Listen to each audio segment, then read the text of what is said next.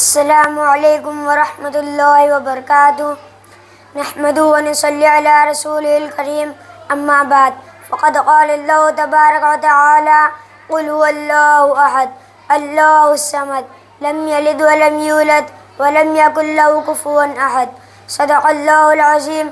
میں اپنی تقریر ایک شعر سے شروع کرنا چاہتا ہوں۔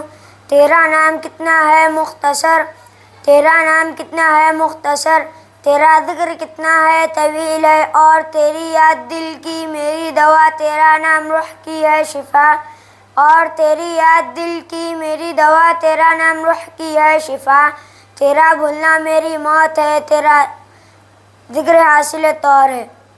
محترم سامعین حضرات، میرے دوستوں اور ساتھیوں، آج یہ بات میرے لیے نہایت سعادت و خوش نصیبی کی ہے کہ آج کی اس مبارک محفل میں میری تقریر کا عنوان ہے اللہ جل جلالہ۔ محترم بزرگوں اور دوستوں، وہ ذات جو خود سے ہے، جس کا کوئی بنانے اور پیدا کرنے والا نہیں، اسے خدا کہتے ہیں۔ جس کا اسم ذات یعنی حقیقی نام اللہ ہے۔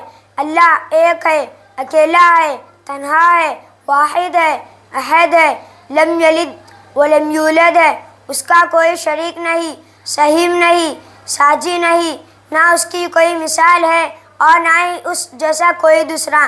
وہ اپنی مثال آپ ہے، وہ سب کو دیکھتا ہے، اس کو دیکھنے میں کسی میں طاقت نہیں۔ وہ دلوں کے بھیدوں کو جانتا ہے، خیال و گمان تک اس کی رسائی ہے، اس کی کوئی ابتدا نہیں، وہ ہمیشہ سے اور ہمیشہ رہے گا، زمانے کی گردشیں اس تک پہنچ نہیں سکتی۔ وہ نہ کسی چیز کا محتاج ہے اور نہ ہی ضرورت مند۔ آرام و راحت، چین و سکون، بیماری و مصیبتیں، کمزوری و تکان، بلا و آفت، رنج و ملال سے پاک ہے۔ ہر جان کو اسی نے پیدا کیا اور ہر جاندار کو اسی نے وجود بخشا۔ وہ واجب الوجود یعنی اپنی ذات سے خود ہے۔ وہ اس کا وجود کسی شے کا محتاج نہیں، ہر شے کے محتاج کو وہی ادب سے وجود میں لاتا ہے اور اس کو پروان چڑھاتا ہے۔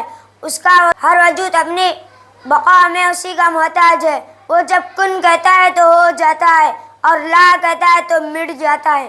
جو لا کہا وہ لا ہوا، جو لا کہا وہ لا ہوا، وہ لا بھی اس میں لا ہوا، جز لا ہوا کل لا ہوا، پھر کیا ہوا اللہ ہوا۔ تمام کائنات کا وہ اکیلا خالق ہے، اکیلا مالک ہے، اکیلا رب ہے، یعنی عبادت و زندگی نظر و نیاز کے لائق بھی صرف اسی کی ذات ہے۔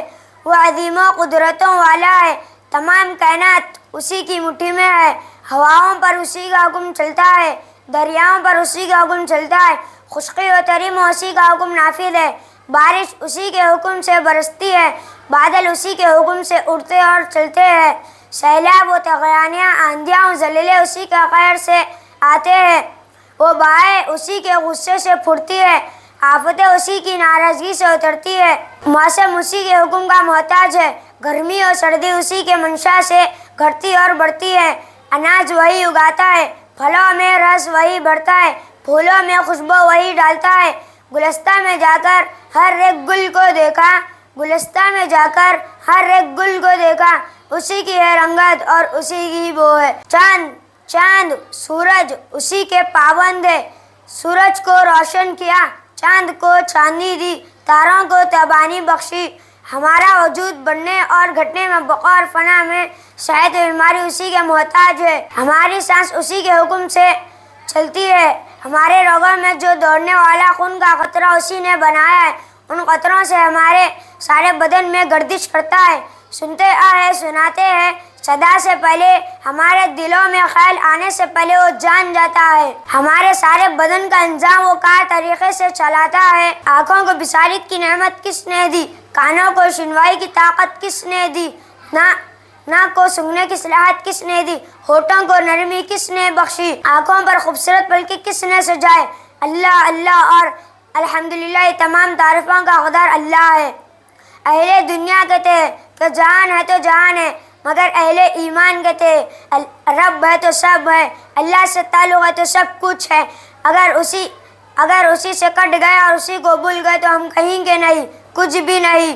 اسی کو شاعر نے کہا، جو تو میرا تو سب میرا، جو تو میرا تو سب میرا، فلک میری زمین میری، اگر ایک تو نہیں میرا تو کوئی شے نہیں میری۔ محترم بزرگ اور دوستو، ہمیں چاہیے کہ ہر دم اللہ کو یاد کرے، ہر وقت اس کا ذکر کرتے رہے، اس کی دی ہوئی چھوٹی بڑی نعمت پر سدا شکر ادا کرے، اس کی نافرمانی سے سدا بچتے رہے، ہمیں یہاں تک کہ اللہ ہمیں اپنے پاس بلا لے اور اس کے خاص مقبول بندوں میں شامل کر لے، جن کے ساتھ اس نے رحم کا، کرم کا، مغفرت کا معاملہ کیا ہو۔ آخر میں اپنی تقریر ایک شعر سے ختم کرنا چاہتا ہوں۔ رحمت کا تیری امیدوار آیا ہوں، رحمت کا تیری امیدوار آیا ہوں، منہ ڈھانپنے کفن سر مار آیا ہوں۔ وآخر الدعوانا الحمدللہ رب العالمین۔